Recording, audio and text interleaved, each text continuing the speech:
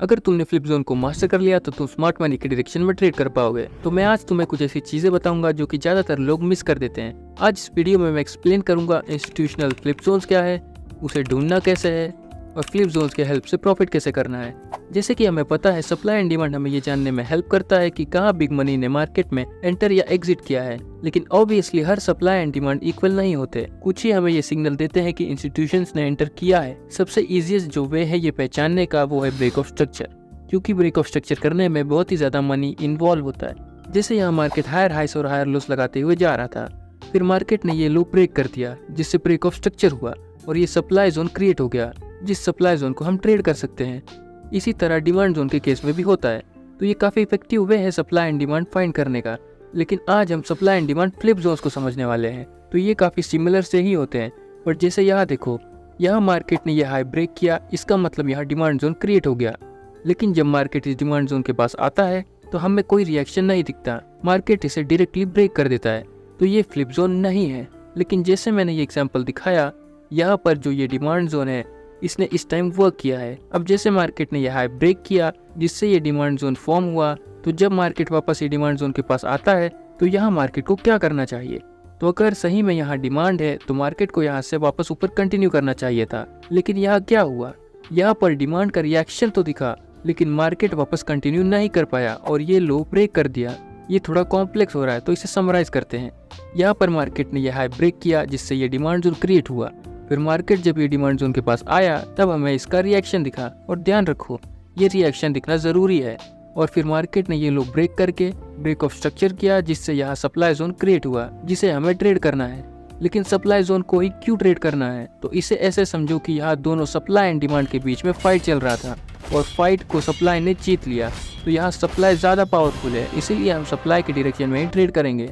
ये एक बार देखने में थोड़ा कंफ्यूजिंग लग सकता है, तो मैं तुम्हें सजेस्ट करूंगा कि इस पार्ट को 2-3 बार देखो। ऐसा ही same supply to demand flip zone में भी होता है। जैसे यहाँ मार्केट ने ये लो ब्रेक कर दिया जिससे ब्रेक ऑफ स्ट्रक्चर हुआ और ये सप्लाई जोन क्रिएट हुआ जिसका रिएक्शन हम देख सकते हैं। और फिर यहाँ मार्केट में डिमांड आता है जिससे डिमांड जोन क्रिएट होता है जिसे हमें ट्रेड करना है। तो चलो अब कुछ एग्जाम्पल्स देख लेते हैं। अब यहाँ मार्केट डाउन साइड की तरफ आ रहा था और मार्केट ने ये लो ब्रेक कर दिया, इसका मतलब यहाँ पे हुआ एक break of structure. Break of structure ये हाई ने किया, यानी यहाँ पे एक सप्लाई जोन क्रिएट हो गया। अब जैसा कि मैंने बताया था कि हमें एक रिएक्शन दिखना चाहिए, तो यहाँ सप्लाई जोन से हम देख सकते हैं हमें एक रिएक्शन दिखा है।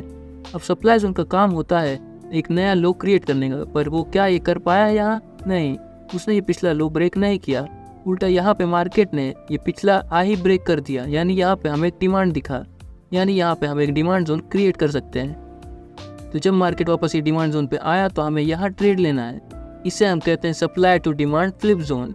जैसे यहाँ पे तुम देख सकते हो, यहाँ पे पहले सप्लाई जोन था पर उसने वर्कआउट नहीं किया, तो यहाँ पे एक डिमांड जोन क्रिएट हो गया, तो हमने इसे ट्रेड किया। यहाँ मार्केट अप साइड की तरफ जा रहा था।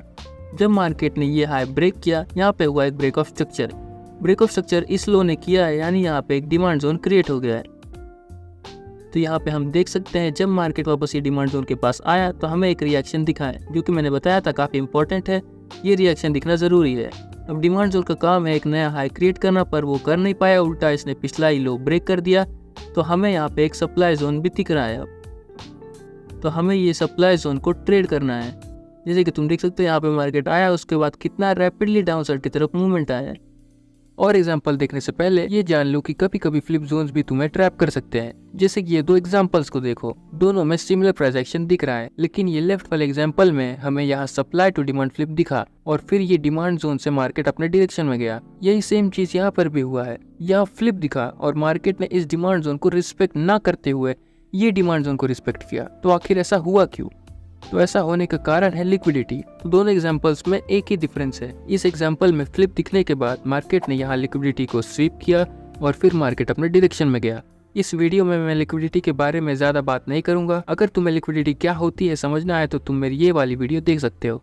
लेकिन अगर शॉर्ट में समझे तो इंस्टीट्यूशंस को अपोजिट साइड की लिक्विडिटी चाहिए होती है, जिसे यूज करके वो अपना ऑर्डर डालते हैं मार्केट में। तो इस एग्जांपल में मार्केट ने पहले लिक्विडिटी लिया, जिसका मतलब हम कह सकते हैं कि इंस्टीट्यूशंस ने एंट्री लिया है। लेकिन इस एग्जांपल में हमें फ्लिप तो दिखा, लेकिन यहाँ लिक्विडिटी नहीं दिख रहा है, जिसका मतलब है अब लिक्विडिटी डायरेक्टली ये लो के नीचे ही अवेलेबल होगा। इसीलिए मार्केट ने ये डिमांड जोन को ना रिस्पेक्ट करते हुए ये डिमांड जोन को रिस्पेक्ट किया। मैं तुम्हें एक इजी टेक्निक बताता हूँ जिससे तुम्हें पता चलेगा कि कब और कौन से सप्लाई एंड डिमांड को ट्रेड करना है। तो तुम्हें बस खुद से ये सवाल पूछना है कि क्या इस फ्लिप ने लिक्विडिटी स्वीप किया है या नहीं। जैसे यहाँ सप्लाई टू डिमांड फ्लिप के बाद मार्केट ने लिक्विडिटी स्वीप किया, तो हम यहाँ ये डिमांड जोन को ट्रेड कर सकते हैं। लेकिन यहाँ लिक्विडिटी डायरेक्टली ये लो के नीचे था, तो हमें ये डिमांड जोन को इग्नोर करना है और ये वाले डिमांड जोन को ट्रेड करना है।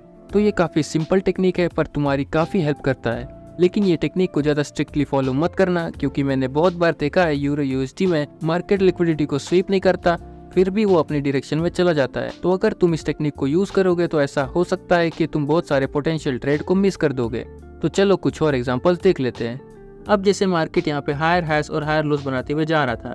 जब मार्केट ने ये हाई ब्रेक किया, यहाँ पे हुआ एक ब्रेक ऑफ स्ट्रक्चर। तो ब्रेक ऑफ स्ट्रक्चर हुआ यानी ये स्विंग के पास में एक डिमांड जोन है, और जब मार्केट ये डिमांड जोन के पास वापस आया तो तुम देख सकते हो इसने ट्राई किया एक नया हाई क्रिएट करने का, लेकिन वो ये कर नहीं पाया। उल्टा इसने ये लो भी ब्रेक कर दिया। तो यहाँ पे एक सप्लाई जोन हमें दिख रहा है जिसे हमें ट्रेड करना है। इसे हम कहते हैं demand to supply flip zone. तो हमें ये वाले सप्लाई जोन को ट्रेड करना है। यहाँ पे मार्केट ने पिछला हाई ब्रेक किया, यानी यहाँ पे हुआ एक ब्रेक ऑफ स्ट्रक्चर। अब ब्रेक ऑफ स्ट्रक्चर ये लो ने किया है, तो यहाँ पे एक डिमांड जोन क्रिएट हो गया है। अगर तुम ध्यान से देखो ये डिमांड जोन के पास जब मार्केट आया तो यहाँ पे तुम देख सकते हो मार्केट ने ऊपर जाने की कोशिश की। यहाँ पे तुम ये भी देख सकते हो मार्केट ने ऊपर जाने की कोशिश की, पर वो जा नहीं पाया। तो हम इससे अपना रिएक्शन कंसिडर कर सकते हैं। यहाँ पे ये रिएक्शन दिखने के बाद मार्केट ने पिछला ही लो ब्रेक कर दिया। तो हम देख सकते हैं अब यहाँ पे एक सप्लाई जोन क्रिएट हो गया है। तो हमें ये सप्लाई जोन को ट्रेड करना है। यहाँ पे तुम देख सकते हो, यहाँ पे तुम एंटर करते ये पिछला लो तुम टारगेट कर सकते थे। तो आज के लिए इतना ही। उम्मीद है तुमने कुछ नया ज़रूर सीखा होगा।